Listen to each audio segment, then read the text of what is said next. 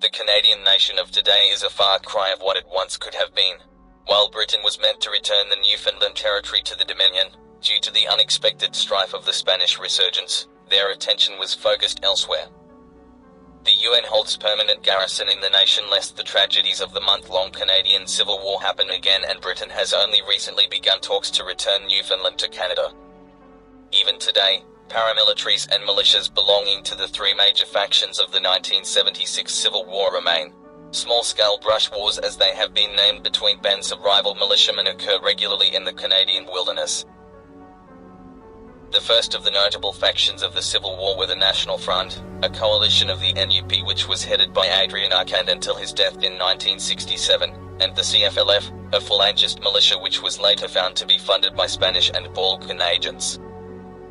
The fascist movement in Canada became militant over the denial for Canadian independence from Britain in 1969 after many previous attempts at independence at the height of the Italian border standoff, in which many assumed a Third World War would happen. Britain had promised Canadian independence in the future, however at the moment it was seen as a potential threat to the security of NATO, as an independent Canada was no longer bound to Britain. By 1973, right-wing militias, unsatisfied with liberal reforms and the tight grip Britain held on Canadian military organisation, began mobilising in preparation for the violent takeover of the Canadian government.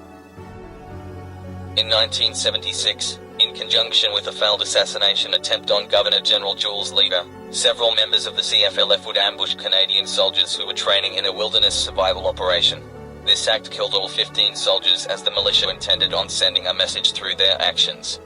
A series of mutinies and desertions from forces in the army began, with a staggering 1/5 of the land forces present in the country choosing to side with the rebels, as many were dissatisfied with their British overlords. Militia train even in the heart of winter.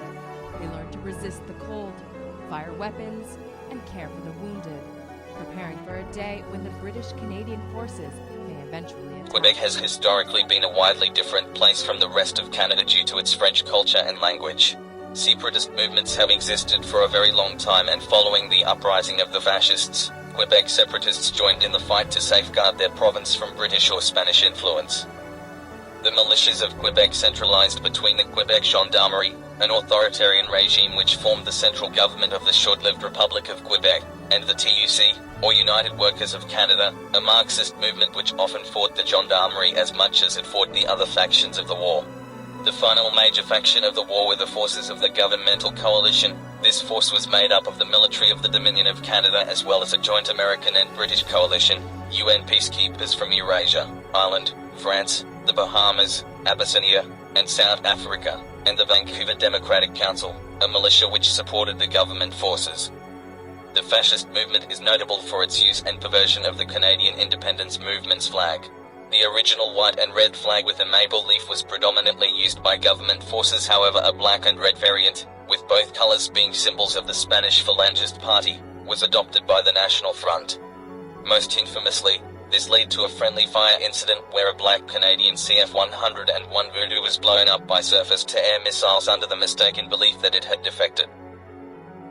By April 1976, just a month after the Civil War started, the National Front's Central Command in Vancouver was eliminated and a nationwide ceasefire began with the signing of the Easter Sunday Agreements. A week after the agreements were signed, Republic of Quebec forces ceased their conflict and agreed to be reintegrated into a fully independent Canada. Today, Canada remains the country with the largest UN peacekeeping garrison, with countries all over the world stationing soldiers. Their role as of recently has been to make sure the various remaining and reformed militias obey the Easter Sunday Agreements. The conflict killed an estimated 9,538 soldiers and injured over 30,000. The post-war skirmishes that have followed have killed roughly 280 militiamen and left numerous civilians crippled or dead in bomb attacks. While many Canadians go about their lives remembering the events of March 1976 as a tragic incident in their history, others come to cruelly realize that the conflict never ended. Government and peacekeeping forces are strained trying to pacify regions of wilderness that have become hotspots for insurgent activity. Forces that have split from the Vancouver Democratic Council have even turned against the government, seeing the UN as an occupying force.